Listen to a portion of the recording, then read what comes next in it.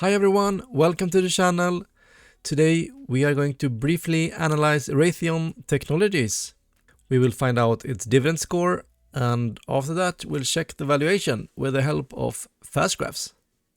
They have a market cap of $138 billion. The current stock price is $93.85, and they are among the world's largest aerospace and defense companies. If we look back 10 years, we can see that they have actually underperformed the S&P 500 by quite a lot. The black line is Raytheon, the blue line is the S&P 500, and this is with its dividend reinvested. Now for some financial data. Sales growth only 2.4%, that's an X.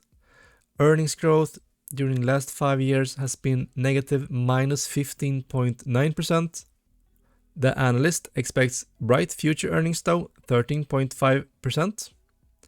The return on capital is really low, 5.55%. And the debt compared to the free cash flow they are generating are also a bit high. Now for some yielding data. The dividend yield is 2.39%.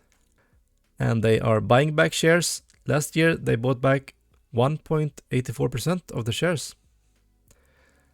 The payout ratio is nice, 44.7%. The growth rate is a bit slow though, only 4.6%.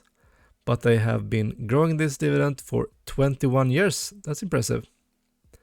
So all in all, we see a score of 5 out of 10 points. Here in fast graphs, we can see the orange line, which is the earnings. And we can see that they fared quite well during the last recession, only down 16%. And after that, it has been smooth sailing. The growth is about the same as for the S&P 500, about 9.6% have they grown their earnings annually.